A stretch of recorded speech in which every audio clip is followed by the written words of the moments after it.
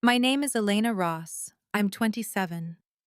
At 9:07 on a Tuesday night in November, I was standing in my parents' kitchen in Glenview, Illinois, with a $4,312 tuition bill in my hand and $118 in my checking account, and my mother was on the phone with my sister, laughing, while I waited for her to get off so I could ask for help paying for the one class that stood between me and my degree.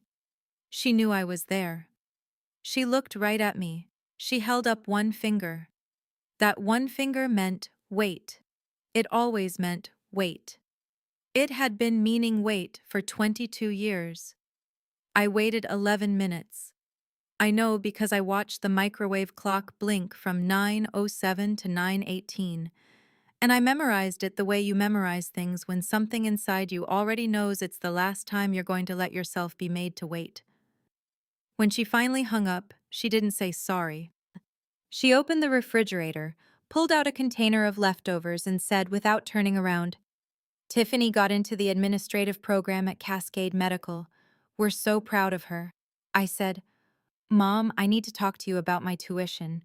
She turned then, and the look on her face, I know that look. I have been studying that look my whole life the way a meteorologist studies pressure systems, trying to predict the storm before it arrives. It's a look that is not quite contempt and not quite pity. It's something worse than either. It's the look you give someone you have already decided doesn't quite count. Elena. She set the container on the counter. We've been over this. College is something you work toward. You don't just expect people to hand it to you. I'm not asking you to hand it to me. I'm asking for help with one class. $4,300. I'll pay it back. You'll pay it back. She repeated it with that precise inflection, not a question, not an affirmation, just those four words floated back to me like something slightly ridiculous. And how exactly do you plan to do that on a dishwasher's salary? That word, dishwasher. She said it the way other people say mistake. I also work the night cashier shift at Elena. My father's voice came from the living room. Flat, tired. The sound of a man who had made a lifetime career out of not being in the room when things happened. Your mother's had a long day. I looked at her. She was already opening the container. The conversation for her was over. Mom, my voice came out steadier than I felt. My hands, holding that tuition bill, had gone completely cold. Tiffany got the full $120,000 education fund, the one Grandma Rose left for both of us. I got nothing from it. I've never asked you about that directly because I didn't want to start a fight, but I'm asking now. I need help. I need $4,312, and I need to know why my tuition fund went entirely to my sister. The kitchen went very quiet. My mother put her fork down. She turned around slowly, and there was something new in her expression. Not the dismissal look, but something colder, something prepared. I don't know where you're getting your information, she said, but your grandmother's fund was allocated based on need. Tiffany needed it. You. She gestured vaguely, at me, at the space I occupied. You've always been the capable one, the one who figures things out. We never worried about you. You never worried about me, I said. That's what you're calling it. Elena, don't you twist my words. I'm not twisting anything. I'm repeating them back exactly. You have always done this. Her voice climbed slightly, controlled but climbing. You have always made everything into a grievance. Your sister works hard. She applies herself, and she doesn't stand in the kitchen at 9 o'clock at night, making her mother feel like a criminal for loving her children. I'm not making you feel anything, Mom. I'm asking a factual question about $120,000. Get out of my kitchen! It wasn't a scream. My mother doesn't scream. It was the kind of voice that is quieter than a scream, but carries further. The voice that has learned over decades that controlled fury lands harder than volume. I looked at her for a moment. Then I looked down at the tuition bill in my hand. Then I folded it carefully, the way you fold something you know you're going to need later, tucked it into the back pocket of my jeans, and walked out of that kitchen. My father did not look up from the television. Before I tell you what happened next, before I take you through the 9 years between that night and the moment my sister's wedding fell apart in front of 200 people at the Grand Monarch Hotel in Chicago, I want to ask you something. If stories about standing up for yourself, about what happens when you stop waiting for people who were never going to see you to finally look in your direction, if that means something to you, please hit like and subscribe, and tell me in the comments where you're watching from right now and what time it is there. I want to know who's in this room with me tonight, because I've been alone in a lot of rooms, and it helps to know I'm not alone in this one. Let me take you back 8 years. I was 19, and I had just failed my second midterm in the same semester, and I was sitting outside Dr. Samuel Henderson's office on the fourth floor of the Harwick Sciences Building at Northeastern Illinois University at 3:40 in the afternoon, waiting for him to come back from a faculty meeting so I could tell him I was withdrawing from his Introduction to Health Informatics course. I'd been working the dishwasher shift at Caruso's Italian Kitchen on Kedzie from 10 p.m. to 3 a.m. 4 nights a week to make rent. I was sleeping 5 hours a night maximum. The reading wasn't getting done. The assignments weren't getting done. I had $847 in my account, a cracked phone screen, and a backpack with a broken zipper held shut with a binder clip. I was not expecting Dr. Henderson to know my name. He was 63 years old, a small man with a silver beard and bifocals and a thermos he carried everywhere, and he came down the hallway reading something on his clipboard and almost walked past me. Then he stopped, looked up and said, "Elena Ross, you're here." "I'm withdrawing from your class," I said. He sat down in the chair beside me, not across the desk, beside me in the hallway. And he said, "Tell me why." I told him. All of it. The dishwashing, the night shifts, the tuition bill, the $120,000 that had gone to my sister for a program she'd started and abandoned inside of 6 months. I didn't plan to say all of it. I'd only planned to say I can't keep up with the reading. But he had the kind of listening face that pulls things out of you, not intrusive, just patient, the way a cup is patient. When I finished, he was quiet for a moment. Then he said, "I've been teaching for 31 years.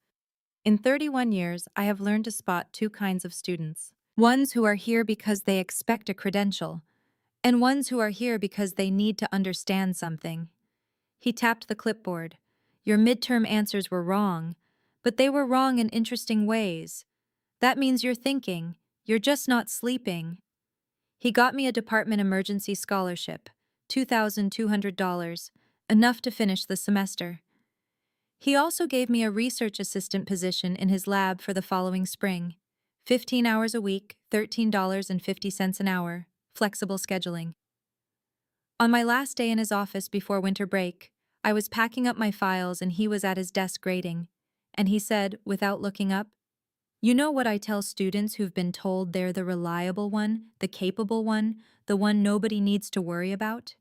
He finally looked up, over his bifocals. "I tell them that's not a compliment. That's a description of abandonment dressed up as praise." I didn't say anything. My throat had gone strange. "You're going to build something," he said. "I don't know what it is yet. But pay attention to the problems that make you angry, because those are the ones you're meant to solve." I carry that with me. I carry it the way you carry something small that turns out to be load-bearing. That night in the kitchen was the first betrayal I named out loud. There had been others before it, smaller ones, the kind that accumulate the way water damage does, invisible until the wall caves. I was 8 when Tiffany got the new bedroom set and I got her old one. I was 13 when my parents took Tiffany to see Hamilton in Chicago and told me it was a school night, even though we had the same school night. I was 17 when Tiffany crashed the family car into a utility pole, and my father's first words were, "Is the car okay?" And when I got a parking ticket 3 months later, I was grounded for a week and made to write a letter of apology to the family for the embarrassment. But the tuition fund, That was the one I couldn't make smaller in my head. $120,000 from my grandmother's estate, left to both granddaughters. Split, according to the original letter Grandma Rose had sent my parents in 2009, 60,000 each. I found that letter by accident, 4 years after that kitchen confrontation, tucked inside a manila folder in a box of old tax documents my Aunt Cecilia let me look through when she was helping me file my own returns. But I didn't know the specifics that November night. I only knew the fund existed and that I had received none of it. My mother's version of events, the one she told extended family, the one she told her church group, the one I learned about secondhand from my cousin Jade, was that Elena had been too proud to ask for help and had chosen to work her way through school as a form of personal growth. In this version, Elena was admirable. In this version, Elena was not the one who stood in the kitchen with a tuition bill and was told to wait 11 minutes for a phone call with her sister to conclude before being dismissed. In this version, there was no $120,000. I did not argue with this version publicly. I was 22 and exhausted, and I had learned, somewhere in the calculus of growing up in that house, that arguing with my mother in public was like throwing paper at a fire. It just gave her more to burn with. I paid the $4,312 tuition bill over 4 months. I took on an extra dishwashing shift. I ate a lot of rice and canned tomatoes. I missed a birthday party, a cousin's graduation dinner, and one of Becca's art shows.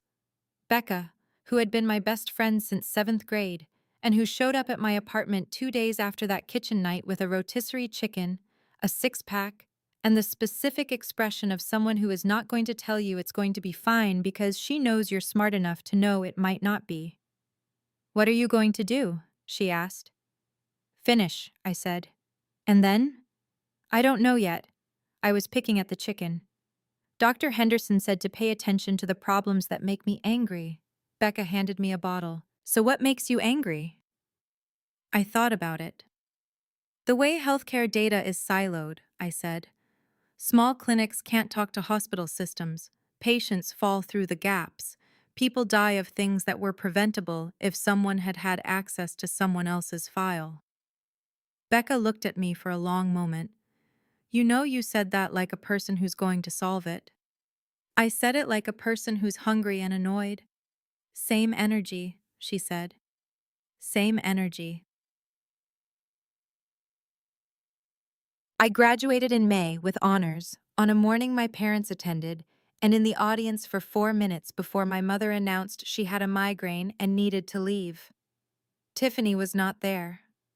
I stood on the stage in my rented regalia and found Becca in the crowd and focused on her face. She was crying. She was also holding a sign that said, "Doctor." Elena Vance, incoming in glitter letters, which was both premature and deeply incorrect, but which I loved with my whole heart. The research assistant position with Dr. Henderson turned into a full-time research coordinator role. That turned into a software analyst position at Corridor Health Consulting when I was 24, where I spent 2 years building data integration tools for community health clinics and watching up close exactly how broken the system was. Patient records in 4 incompatible formats. Billing data that couldn't communicate with clinical data. Clinic directors who knew the problem existed and had no technical solution and no budget to find one. I wrote a 12-page paper on the structural inefficiencies. Dr. Henderson read every draft. He left comments in pencil, actual pencil, in the margins. And his final comment on the last page was, "This isn't an academic paper. This is a business plan. Act accordingly." I incorporated MedBridge solutions when I was 26, working nights and weekends from a spare bedroom in Becca's apartment while I kept my analyst salary to cover operating costs. I am not going to make this sound like a smooth journey. There were 4 months where I made no salary at all and paid myself $400 a week from the business account and ate a great deal of instant ramen and wondered, at 2 a.m. with my laptop open and my eyes burning, whether I had miscalculated everything.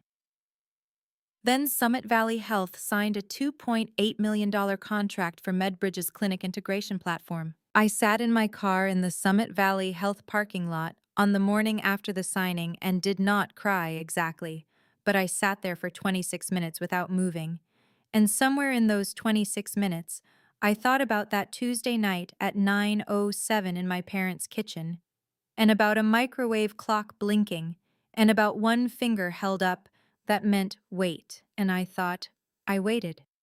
And I used the time well. My mother found out about the Summit Valley contract in a way that I can only describe as architecturally perfect in its irony.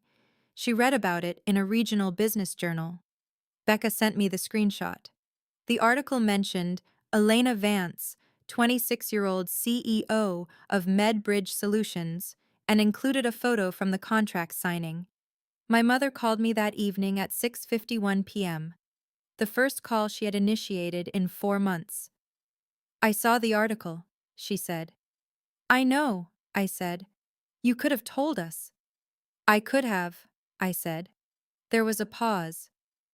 Then, and this is the part that Becca and I have replayed probably 100 times, my mother said, You know, I always pushed you girls to be independent. I never coddled you. I think that's what made you who you are. I looked at my phone. I want to be precise about what I felt in that moment, because I've heard other people in my situation describe this as rage, or as grief, or as some complicated hybrid of the two. What I felt was something quieter and more structural. It was the feeling of watching someone build a false load-bearing wall and knowing with complete certainty that the house cannot stand on it, and also knowing that pointing this out will accomplish nothing because the person doing the building believes the wall is real. Okay, Mom, I said. You should come to dinner sometime, she said. Tiffany would love to see you. I'll see, I said. I had not seen Tiffany in 14 months at that point, and I want to be careful about what I tell you here because the story I'm about to tell you about my sister is not one I wanted to be in. It is not a story I went looking for. It is a story that came looking for me. It found me on a Wednesday in March at 10:23 in the morning when I got a call from Marcus Webb, the CEO of Ridgeline Clinical Partners, a mid-sized clinic group in the northern Chicago suburbs. We had been in preliminary talks about a MedBridge integration contract for 6 weeks. He was, I thought, a likely client. Elena, he said, I need to ask you something, and I want you to know I'm asking because I respect your work, and I want to give you the chance to respond before we proceed. The skin on the back of my neck went cold. Go ahead. We have someone on staff here who knows you. She was hired about 8 months ago as a senior administrative director. She presented credentials, including a master's degree in healthcare administration from Northwestern and an active administrator license through the Illinois Department of Public Health. He paused. Her name is Tiffany Ross. She's told several of our staff members that you have a history of professional misconduct, that you misrepresent your qualifications, that MedBridge's contract with Summit Valley was obtained through personal connections rather than merit. The world was very quiet for a moment. Marcus, I said, can you tell me when Tiffany Ross was hired? October of last year. And her Northwestern degree. Has your HR department verified it directly through Northwestern's registrar? Another pause, longer this time. We verified through a third-party credential service. I would encourage you to contact Northwestern's registrar directly, I said. I would also encourage you to request her Illinois Administrator License Number and verify it through the IDPH licensing portal. I'll send you the verification links. I kept my voice even. My hands, under the desk, were pressed flat against my knees. I'd also be happy to send you the full due diligence report from Summit Valley's procurement team. The contract was awarded through a 14-week evaluation process with 4 competing vendors. Elena. His voice had changed. Are you telling me? I'm telling you to verify, I said, and I would appreciate a call back when you have. I hung up. I sat in my chair. My office is on the 7th floor and has windows that face east, And at 10:23 in the morning in March, the light comes in at an angle that makes everything look very clear and very bright. And I sat in that light and thought about my sister and about a phone call my mother had taken for 11 minutes while I stood in her kitchen holding a tuition bill. It took Marcus Webb 48 hours to call me back. The Northwestern Registrar has no record of a Tiffany Ross in any graduate program, he said. The administrator license number she provided belongs to a Dr. Patricia Annucci in Joliet. His voice was careful and controlled, but underneath it I could hear the particular sound of a person recalibrating something they thought they understood. We've engaged our legal team. I owe you an apology. You don't, I said. You gave me the chance to respond. That was the right thing to do. After I hung up, I opened my laptop, opened a new document, and began writing down everything I knew. Every date, every name, every number, every conversation I could recall with enough specificity to be useful. My mother had a signature line she used when things didn't go Tiffany's way. When Tiffany abandoned the administrative program at Cascade Medical. When Tiffany's first marriage, a brief, disastrous 8-month thing I'd only heard about from Jade, ended in a legal filing. When Tiffany called at odd hours, and my mother answered every time, voice dropping into that particular gentle register she never used with me. The line was, "She just needs the right opportunity. When she finds the right opportunity, she'll flourish." The right opportunity, it turned out, had been Ridgeline Clinical Partners. And the man who owned Ridgeline Clinical Partners, a divorced, wealthy, 54-year-old named Gregory Marsh, had become, over the 8 months of Tiffany's fraudulent employment there, her fiancé. They announced their engagement in January. The wedding was set for April, the Grand Monarch Hotel, Chicago. 200 guests. My mother called me about it at 7:33 in the morning on a Saturday, her voice bright with the particular brightness of someone delivering news they know will land. "I hope you'll come," she said. "Family should be together for things like this." I thought about Marcus Webb's phone call, about the IDPH licensing portal, about a third-party credential service that hadn't done its job. "I'll be there," I said. What happened in the weeks before the wedding is something I want to tell you carefully, because it matters how things happened and in what order. Becca called me 2 days after my mother's Saturday morning call. She said, "Tell me everything." I told her everything. There was a silence. Then Becca said, in the tone of someone who is being very deliberate, "Elena, does Gregory Marsh know?" "Not yet." "Does he know she doesn't have the master's degree?" "Not yet." "Does he know she's using his business as a reference for credentials she doesn't have?" "Not yet." "Does he know," Becca said, very carefully, "that Medbridge's platform, your platform, has records from Ridgeline's own system? Because you were in contract talks with them for 6 weeks. You ran a preliminary data audit as part of the evaluation process. You have access logs." I stopped, because she was right. As part of the due diligence evaluation for the potential Medbridge Ridgeline contract, I had conducted a preliminary technical audit of Ridgeline's administrative data systems. It was standard practice. And in those access logs, the documentation of user permissions, credential entries, system access records, there was a data trail. An administrative director's credentials had been entered into the system at the time of hire. Those credentials had a paper trail. My system, my data, my documentation. I sat back in my chair. "I need to call Dr. Henderson," I said. Dr. Henderson was 67 now and had retired from teaching the previous year. He was growing tomatoes, he had told me, and reading books he'd been putting off for decades, and consulting occasionally for a healthcare policy nonprofit on Milwaukee Avenue. I called him at 4:15 in the afternoon on a Tuesday in late March, and he picked up on the third ring.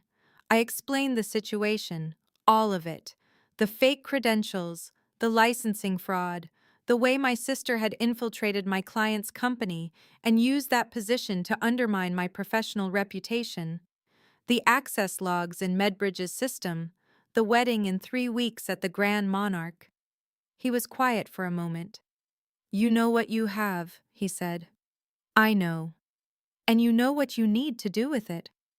I think so. The question, he said, is whether you do it the right way. He connected me to a woman named Patricia Osei, an attorney who specialized in professional fraud and licensing violations. She was 41, precise, and when I walked into her office on March 24th and spread my documentation across her conference table, the Medbridge access logs, the IDPH licensing verification, Marcus Webb's written statement, the Northwestern Registrar's confirmation. She looked at everything for 4 minutes without speaking. Then she said, "How do you want to handle this?" "I want Gregory Marsh to know the truth before he marries her." "You could report to the IDPH directly. She'll face licensing penalties." "That will take months. The wedding is in 3 weeks. Patricia Osei looked at me steadily. "Mr. Marsh is paying for Medbridge's preliminary audit report as part of his contract evaluation. That report includes administrative credential verification as standard documentation." She let that sit for a moment. "Which means he is entitled to receive it, through completely standard business channels, before the contract, or anything else, proceeds." I looked at her. "You're not exposing your sister," she said. "You're delivering a client document." "To a man who happens to be about to marry her." "To a prospective client," she said, "as part of a contractual process." I thought about Becca's rotisserie chicken on the night after that kitchen confrontation. I thought about Dr. Henderson's pencil comments in the margins of my 12-page paper. I thought about standing at a graduation ceremony with $118 in my checking account and a sign in the audience in glitter letters. "Send the report," I said. "I want to tell you about the week before the wedding. My mother called on Monday to ask whether I'd confirmed my attendance. I said yes. She said Tiffany was so excited. The venue was stunning. Gregory had been so generous with the whole arrangement. Her voice was the voice of someone who has decided that happiness is a thing that belongs to one child and is witnessed by another. He's a wonderful man, my mother said. He gave Tiffany exactly the opportunity she needed. There it was, the right opportunity. I gripped my phone. "I'm sure," I said. On Wednesday, Becca came to my apartment with a bottle of wine and a legal pad, and we sat at my kitchen table and she helped me rehearse every possible scenario. What if Gregory already knew? What if the report hadn't been delivered? What if Tiffany had found a way to intercept it? What if my mother confronted me at the reception? What if— "This one?" Becca said gently. "What if Gregory knew and had decided he didn't care?" "Then I go home," I said. "I go home, and I've done what I could do, and I go home." "And if it works?" I looked at the legal pad. "Then something true has happened, and I've just been there to witness it." Becca filled my glass. "You know what Dr. Henderson would say? He'd say pay attention to the problems that make you angry." "No," she said. "He'd say you already solved this one. You just haven't been to the presentation yet." The Grand Monarch Hotel is on Michigan Avenue, 42 floors of glass and limestone, and the ballroom where Tiffany Ross was married, or was going to be married, to Gregory Marsh on the third Saturday of April was on the second floor off the main lobby, behind a pair of 12-foot oak doors with brass handles. By the time I arrived at 5:45 p.m., the room was already set for 212 guests. Round tables covered in ivory linens, tall arrangements of white peonies and eucalyptus at every centerpiece, a string quartet playing near the far wall, and a raised platform at the front where the ceremony would take place in 45 minutes. I wore a navy dress. I had not told my mother I was coming early. I found my seat, table 14 near the left wall, with a partial view of the head table, and I sat down and I looked at the room. I looked at the flowers. I looked at the 200 people filtering in, finding their places, picking up their programs. I looked at the staff moving along the edges of the room. efficient, and invisible the way wedding staff always are. I looked at my mother, at the front of the room, in a champagne-colored dress, speaking to someone I didn't recognize with the kind of full, generous attention she deployed when she wanted to be seen being gracious. I looked at my father, beside her, in a suit he'd worn to every formal event for the last decade, and he looked across the room at some point and found my face, and for a moment something moved across his expression, something I couldn't name. And then he looked away. At 6:05, Gregory Marsh entered the ballroom through a side door with his groomsmen, and even from 60 feet I could see it. The expression. The controlled, deliberate blankness of a person carrying something heavy in their chest who has decided not to put it down yet. He knew. He knew. And he had come anyway. And I did not know what that meant. The ceremony started at 6:12. Tiffany came down the aisle in a dress that cost more than 3 months of my first salary, and she was radiant with it, genuinely radiant, the way my sister has always been radiant when she is at the center of something, when the room is organized around her, when she is the axis the story turns on. My mother watched her from the front row with tears on her face. I watched Gregory Marsh. He said his vows. He took her hand. The officiant said the words. They kissed. 200 people applauded, and the string quartet played, and I sat at table 14, with my hands in my lap, and I breathed. The reception began at 7 o'clock. By 7:40, my mother had found me. Elena, she said it warmly, the way she said my name when we were in public, and there were witnesses. I'm so glad you came. Did you see how beautiful she was? She was, I said. I just feel so. She pressed a hand to her chest, a gesture I recognized, the gesture of a woman who has made a performance of feeling. I raised her to be independent, to fight for what she wants. But standing here today, watching her find this wonderful man, this wonderful life, she shook her head. Why does it feel like something's missing? She said it to me, but she was looking past me, at the room, at the guests, at the tableau of the event she had stage managed and attended and would describe for years. I looked at her. I don't know, Mom, I said. At 8:15, I saw it happen. Gregory Marsh was at the head table when his best man, a heavy-set man named Dennis, I'd been introduced to briefly, leaned over and said something in his ear. Gregory nodded, once, set down his fork and stood up. The room didn't go quiet all at once. It went quiet in sections, the way a crowd goes quiet when they sense something is coming but don't know what. Gregory Marsh walked to the front of the room. He took the microphone from the band leader, who stepped aside with a look of polite confusion. Gregory was 54 years old and had built 3 healthcare businesses from the ground up, and he stood at the front of that room with 212 people watching him, and he spoke with the exact calm of someone who has had 48 hours to make a decision and has made it. I want to thank everyone for being here, he said. I want to thank the staff of the Grand Monarch for their work. I want to thank the families who traveled for this. He paused. I need to share something that is going to be difficult to hear, and I'm going to ask everyone's patience. The room was completely silent.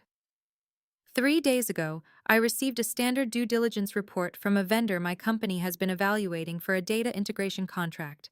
The report included, as is standard practice, a verification of administrative credentials for Ridgeline staff. He looked down at something in his hand. The report confirmed what I had not known until that moment. My wife, he paused briefly on the word, does not hold a master's degree in healthcare administration from Northwestern University. The credential was fabricated. Additionally, the Illinois administrator license she presented at the time of hiring belongs to another individual. You could hear the ventilation system. You could hear the string quartet, who had been playing something soft near the wall, stop playing one by one until there was silence. Tiffany, at the head table, was completely still. I want to be clear, Gregory continued, his voice unchanged, that I'm not saying this to humiliate anyone. I am saying this because the people in this room, our families, our friends, deserve honesty. And because the vendor who provided this report has been subjected to professional defamation within my organization, and that defamation was orchestrated by the person seated at this table. He looked, briefly, toward Tiffany. I've spoken with my legal team. The appropriate regulatory bodies will be notified.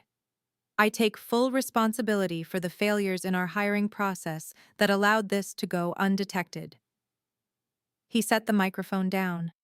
He walked back to the head table. He pulled out his chair, picked up his jacket, and walked through a side door. He did not look at Tiffany. What happened in the room after that happened the way things happen in shock, slowly and all at once. Voices starting. A woman near the back saying audibly, "Oh my God." Someone at table 7 standing up. A child, somewhere, asking a question that got no answer. Tiffany sat at the head table with her hands flat on the ivory linen and her face doing something I had never seen my sister's face do before. She looked lost. Not cornered, not angry. Lost. And for a moment, just a moment, I felt something that was not satisfaction, that was not triumph, that was something more like grief for what the situation was and had always been. Then I heard my mother. She was at the front of the room, on her feet, and her voice had gone to the controlled fury register I knew from kitchen counters and November nights. And she said, "I don't know what this man thinks he's doing, but this family? Patricia." My Aunt Cecilia beside her put a hand on her arm. My mother shook it off. "This family has worked for everything we have. We have sacrificed for our children. I raised my daughters to be independent, to be resourceful. Mom." I heard my own voice before I decided to speak. She turned. And here is the moment I want to describe carefully because it is the one I've thought about most often in the months since. The room was quiet, and 200 people were watching, and I was standing at table 14 in my navy dress, and I looked at my mother across all those white peonies and ivory linens, and I said, "Grandma Rose's trust allocated $60,000 to each of her granddaughters. I have the original letter. I have the trust documents. I have the bank statements showing the full $120,000 was transferred to Tiffany's account over 18 months. I kept my voice level. I'm not saying this to cause harm. I'm saying it because you just used the word sacrifice in a room full of people, and I need that word to mean something real." My mother's face did something complex. Several expressions moved across it in quick succession: fury, deflection, calculation. And then she said, her voice dropping, "You have no idea what you're talking about. You never understood how much I did for this family." "I understand exactly," I said. "I just don't need you to keep telling me it was for me." My father, 10 feet away, sat in his chair. He did not stand. He did not speak. He looked at the tablecloth. And my Aunt Cecilia, who had known about the trust letter because she'd let me look through those tax documents 4 years ago, who had never said anything because saying something felt like detonating something she wasn't sure she had the right to detonate.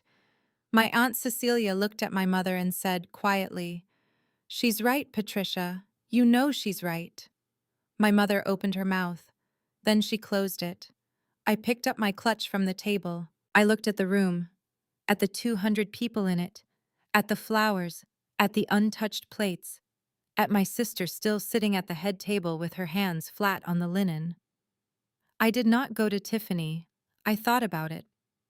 I stood at the edge of the room for 2 breaths, and I thought about it, and I decided that there was nothing I could say to my sister that was more honest than what had already been said by people who were not me, and that sometimes the most truthful thing you can do in a room is leave it. I walked out through the oak doors.